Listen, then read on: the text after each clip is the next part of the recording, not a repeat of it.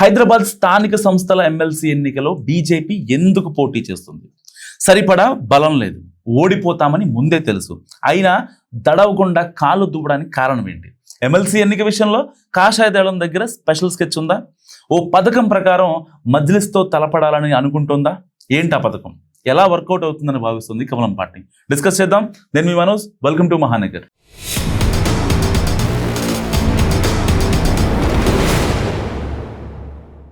హైదరాబాద్ స్థానిక సంస్థల ఎన్నికల నామినేషన్ ఘట్టం ముగిసింది.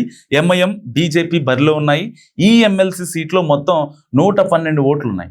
మెజారిటీ ఓటర్లు జిహెచ్ఎంసీ కార్పొరేటర్లే. సో ఇందులో బీజేపీ తరఫున గెలిచిన వారు 23 మంది. వాళ్ళలో 4 పార్టీని వదిలేసి వెళ్ళిపోయారు. ఇక ఎమ్మెల్యేలు, ఎమ్మెల్సీలు ఎక్స్ అఫీషియో రూపంలో బీజేపీకి 6 సభ్యుల బలం ఉంది. అలా మొత్తంగా చూసుకుంటే బీజేపీ బలం 29గా కనిపిస్తున్నా, అందులో నుంచి పార్టీ మారిన వారిని తీసేస్తే కాషాయ దళానికి నికరంగా 25 ఓట్లు ఉన్నాయి. సో అవి మొత్తం పడతాయి అనుకుంటే అది వేరే విషయం. అదే సమయంలో అటు ఎంఐఎంకు 50 మంది సభ్యుల బలం ఉంది. అంటే బీజేపీకి సరిపడా సంఖ్యాబలం లేకున్నా అభ్యర్థిని పోటీకి పెట్టిందనమాట. సో బలం లేదు, గెలుస్తామన్న కనీస గ్యారంటీ కూడా లేదు. సరే ఒక 5-6 అంటే అనుకోవచ్చు, మరి సగానికి సగం అంటే కష్టం కదా. మరి అభ్యర్థిని ఎందుకు నిలబెట్టారయ్యా అంటే అక్కడ ఉంది అసలు రాజకీయం అంటున్నారు పరిశీలకులు. సో గెలవకపోయినా పర్లేదు కానీ తమకు ఉన్న బలం కంటే ఎక్కువ ఓట్లు తెచ్చుకోవాలన్నది బీజేపీ వ్యూహంగా చెప్పుకుంటున్నారు. అందుకోసం మజ్లిస్ వర్సెస్ అదర్స్ అన్న ఫీలింగ్ తీసుకొచ్చి ఓ ట్రయల్ వేయాలనుకుంటున్నారట కాషాయ నేతలు. ఎంఐఎంకు వ్యతిరేకంగా ఇతర పార్టీల కార్పొరేటర్స్ అంతా అభ్యర్థికి ఓటేయాలని కోరుతుంది బీజేపీ. సో అందుకోసం హిందుత్వ సెంటిమెంట్ను తెర మీదకి తెచ్చిందట. సో ఆ ఫీలింగ్తో స్థానికంగా ఉన్న ఇతర పార్టీల కార్పొరేటర్స్ మీద ఒత్తిడి తెచ్చే వ్యూహం ఉన్నట్లు తెలుస్తుంది. సో హైదరాబాద్ను పూర్తిగా మజ్లిస్కు అప్పగించొద్దు, భాగ్యనగరాన్ని రక్షించుకోవాలన్నది బీజేపీ తాజా నినాదంగా తెలుస్తుంది. కాంగ్రెస్, బీఆర్ఎస్ మజ్లిస్కు బానిసలుగా మారాయంటూ ప్రజల్లోకి బలంగా తీసుకెళ్లి ఆ 2 పార్టీల కార్పొరేటర్స్ని డిఫెన్స్లో పడేయాలనుకుంటూ తెలుస్తుంది.